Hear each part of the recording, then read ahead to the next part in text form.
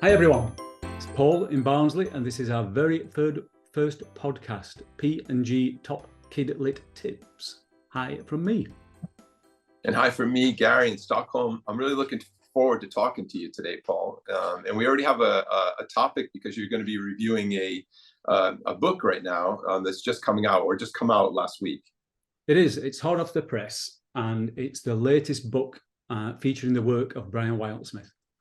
Brian worked for 45 years in the illustration field, and there are 80 books in his back catalogue, 26 still in print, including this very latest one, which is a collection of some of his best books from the 60s, Paws, Claws, Tails and Roars.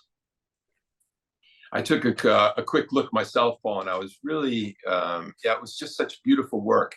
And then when we were talking about him a little bit, you were saying that he was one of the biggest inspirations for you. Tell me a little bit about, before we get into the actual book, how you were introduced to his work and how you feel about it.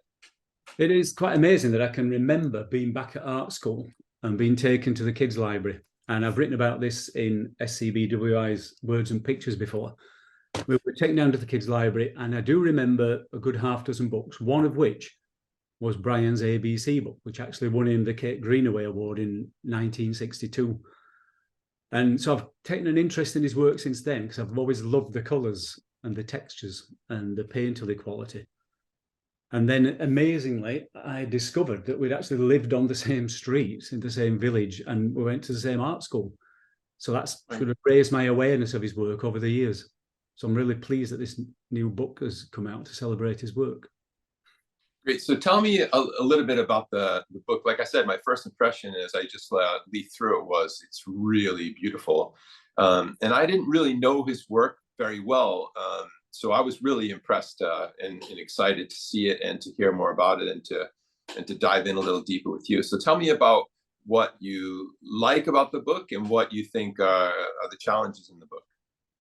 I think he works really well when he's expressing the animal world. And some of his really successful books from the 60s have been collected together into this Paws, Claws, Tails and Roars book. His fishes, wild animals and birds books. They all came out originally in the late 60s. And then some of them are still in print. I'm not sure if all those three are still in print, but they've been collected together again. To Oxford University Press, his publishers wanted to celebrate his work. And he's got a big exhibition, which we're going to talk about in another podcast, coming out next year, 2024, featuring some of this work. I've always just liked, even these days now, you can look at his work and think that's really modern. You could imagine it on the bookshelves in the bookshops. I'm sure he's inspired lots of the really popular illustrators that you see on sale at the moment.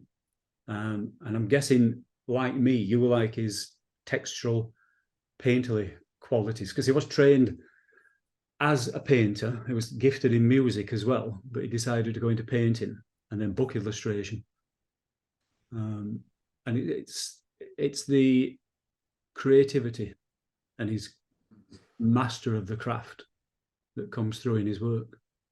Yeah, there really is like a lyricism in the way that the pieces are painted. Also, the way that he breaks through shape and form and uses kind of like the graphic elements with the painterly elements. I think that's really beautiful. And I thought that was really something that I appreciated very much looking at the book.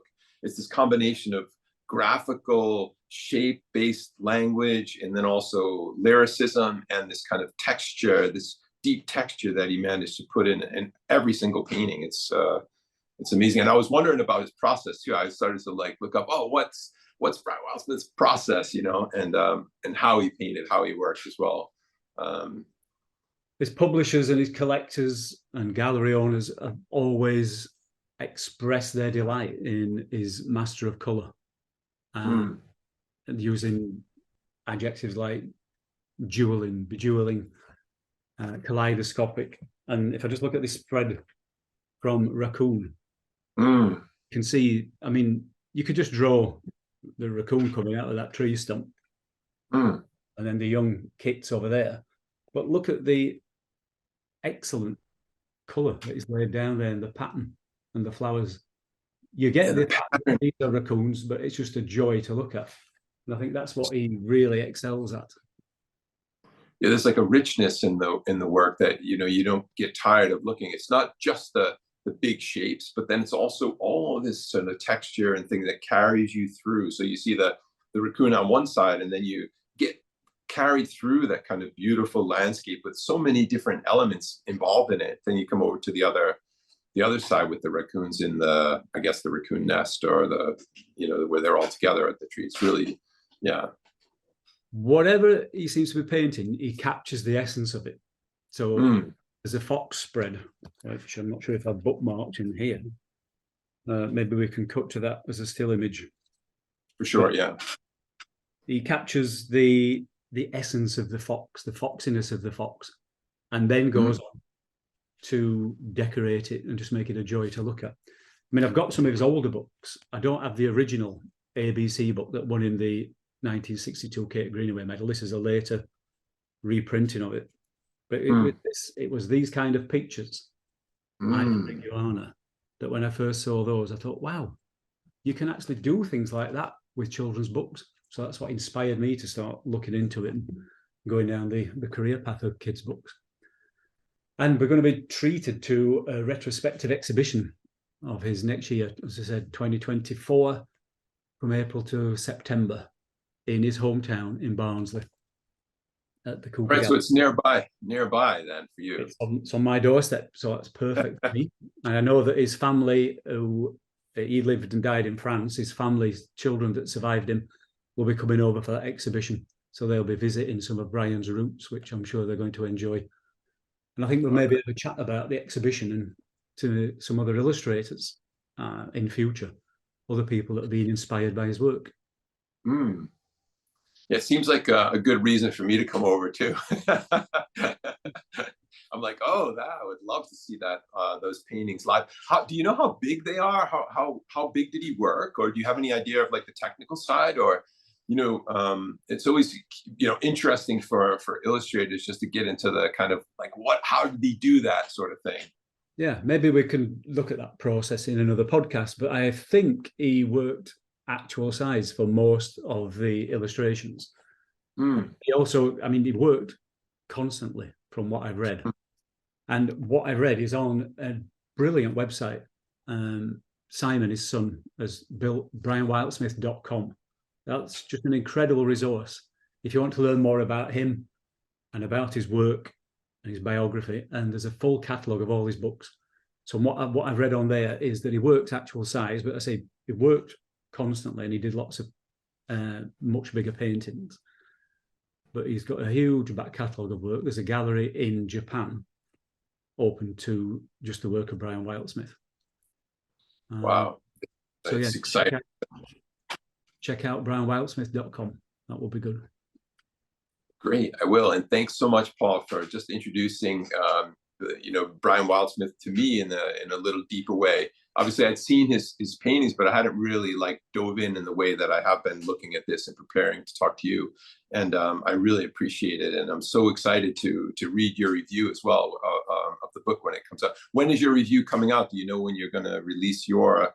I've written one for the local press, which I've not seen yet, but in SCBWI's Words and Pictures, that's coming out on the end of the first week of October. Perfect. Great. But I'm sure this book's going to be reviewed in lots of other places, like Books for Keeps and other kids' magazines. Yeah. So look out for that.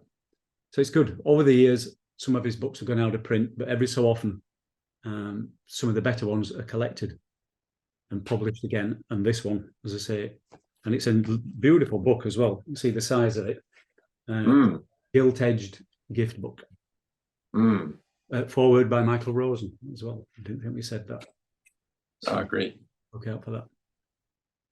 Okay. All right. Thanks so much. And thanks for this first podcast of P&G Top Tips for Kid Lit Books. It's really exciting to talk to you. And I think it's a fantastic, thing to dive into the books in this way. So thank you so much. Thanks, Gary. Yep. Watch out for more. And call, because I'm sure we'll be calling on other illustrator friends to join us to chat about kids' books. Great. So bye from Stockholm. Bye from Barnsley.